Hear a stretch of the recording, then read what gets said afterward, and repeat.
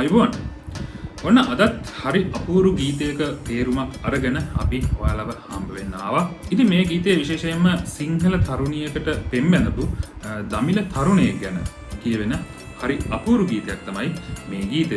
ඉතින් මේ වීඩියෝ එක අවසානයේදී මම කියන්නන්ගේ තරුණයා කවුද කියලා සමහර වෙලාවට ඔයාලට හිතා ගන්නත් බැරි වෙයි මේ තරුණයා ගැනද මේ ගීතය මේ විදිහට ලියවිලා තියෙන්නේ කියලා.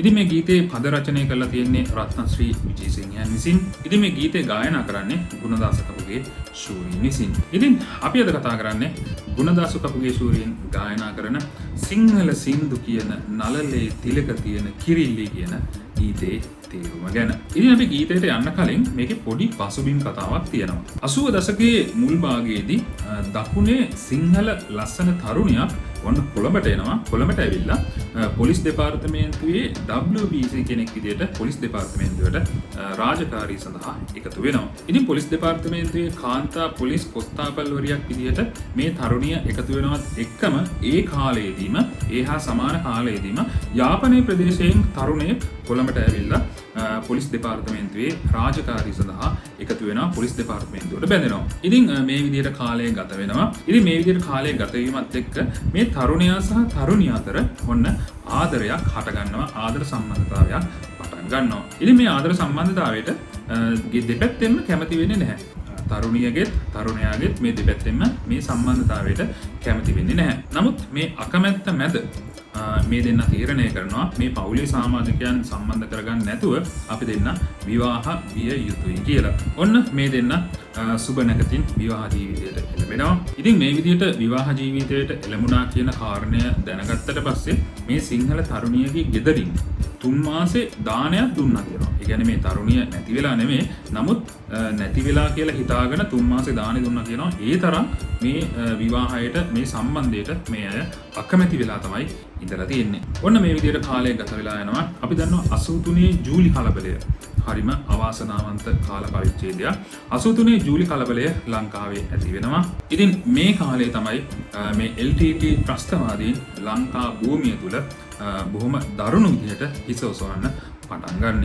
ඉතින් මේ සිද්ධිත් එක්ක මේ තරුණයාට තවදුරටත් කොළඹ රැඳිලා ඉන්න බැරි වෙනවා. මේ සිද්ධියත් එක්ක බොහොම කලකිරීමට පත් වෙච්ච මේ තරුණයා මේ තරුණියත් එක්ක තමන්ගේ උපන් ගමවන යාපනයේ ප්‍රදේශයට පිටත් වෙනවා. ඉතින් එතනින් එහාට සිද්ධ වෙන කතාව තමයි රත්නශ්‍රී විජේසිංහයන් විසින් හරි අපූර්වට ගීතයට නගලා තියෙන්නේ. ඉතින් අපි බලමු පදයෙන් පදේ මේ ගීතයේ තේරුම මොකක්ද කියලා. මේකේ පළවෙනි පද පෙළ දෙකෙන් කියනවා සිංහල සින්දු කියන නළලේ තිලක තියෙන කිරිල්ලි තුඩින් හදවතක් අරගෙන ගිනිගත් තල් අරඹට ආවාදෝ ඉගිල්ලි.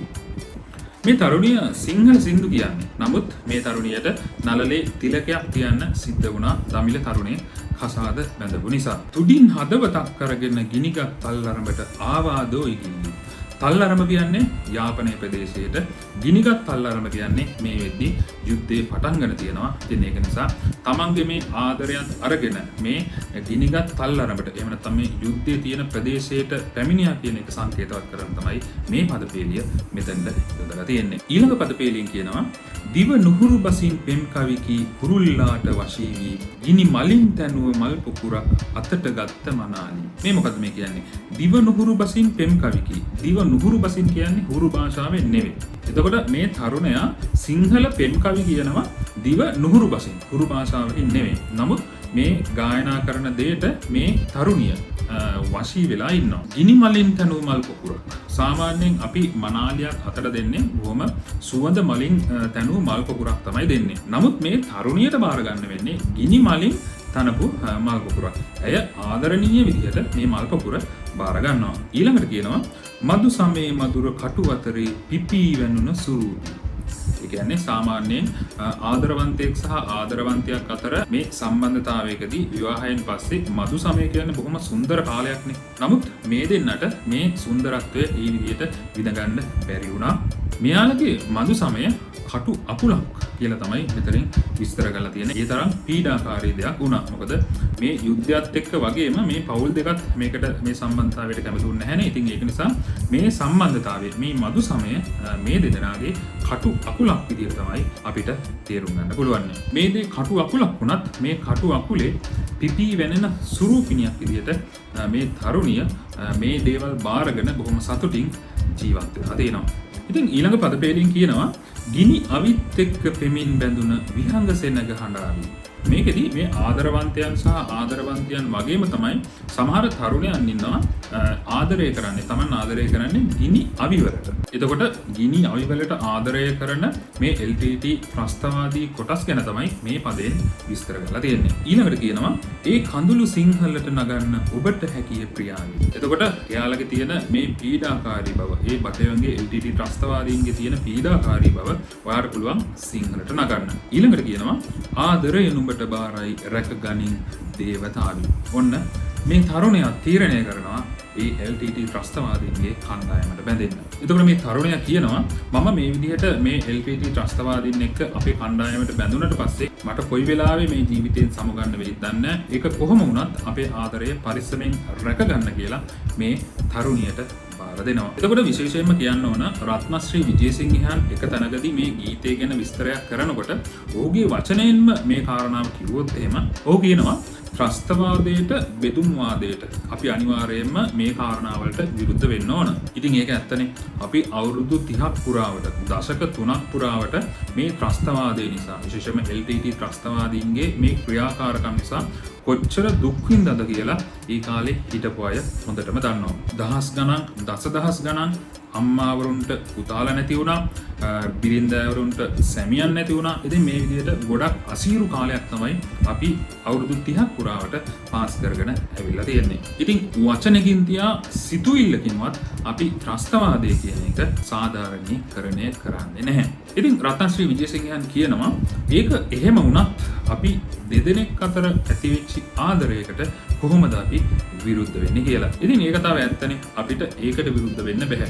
ඉතින් ඔයාලා කැමතිද දැනගන්න මේ කාරණේදී මේ කතාවේ කතානායකයා විදිහට මේ තරුණයා කවුද කියන කාරණාව. මේ තරුණයා තමයි LTT ත්‍රස්තවාදීන්ගේ පොලිස් ප්‍රධානියා, පොලිස්පති කිව්වොත් නිවැරදි.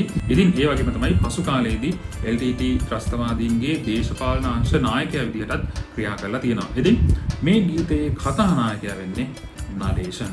නඩේෂන්ගේ ජීවිත කතාව තමයි මේ විදිහට රත්නශ්‍රී විජේසිංහයන් විසින් නිර්මාණය කරලා තියෙන්නේ. ඉතින් මේක පළවෙනි වතාවට ගායනා කරන්නේ ගුණදාස කපුගේ මහත්මයා 1998 වර්ෂයේදී. ඉතින් තවදුරටත් රත්නශ්‍රී විජේසිංහයන් කියනවා මේ සම්පූර්ණ පවුල, ඒ කියන්නේ අපි නඩේෂන් කියන කතාව දැනට අයින් කරමු. මේ තරුණයා, මේ ආදරවන්තයා, මේ ආදරවන්තිය සහ මේ අයට හිටපු ළමයින් අවසාන සටනේදී පුදුකුඩිරිප්පු ප්‍රදේශයේදී මිය ගිහිල්ලා තියෙනවා. ඉතින් මේ වීඩියෝ එක මෙච්චර වෙලා නරඹපු ඔයාලටත් යම් කිසි දෙයක් හිතන්න ඉතුරු කරමින් අදට මේ වීඩියෝ එක මෙතනින් නතර කරනවා. ඔයාලගේ අදහස් තියෙනවා නම් කමෙන්ට් එකක් විදිහට දාන්න. මම බොහොම කැමතියි මේ කමෙන්ට්ස් කියවන්න. සහ මොනවා හරි ප්‍රශ්න තියෙනවා නම් කමෙන්ට් එකක් විදිහට දාන්න. මම කියවට බලලා උත්තර දෙන්නම්. ඉතින් ඒ වගේම තමයි ඔයාලා කැමති මොනවා හරි විශේෂ ගීත තියෙනවා නම් මේ ගීතයට විචාරයක් එනවා නම් කැමතියි කියලා ඒකත් කමෙන්ට් එකක් විදිහට දාන්න. මම ඒවා අනිවාර්යයෙන්ම සලකලා බලනවා. ඉතින් මේ වගේම තමයි මේ වීඩියෝ එක මෙච්චර වෙලා නරඹපු සියලු දෙනාටම අපි ආරාධනය කරනවා අපේ channel එක subscribe කරලා තියාගන්න. අපි ඉදිරියේදී ගීත විචාරයන් පිළිබඳව මේ channel එක හරහා වීඩියෝස් වලින් අරගෙන එන්න බලාපොරොත්තු වෙනවා. එහෙනම් අදට මේ වීඩියෝ එක මෙතනින් නතර කරනවා. සියලු දෙනාටම සුබ දවසක් කියලා ප්‍රාර්ථනා කරනවා.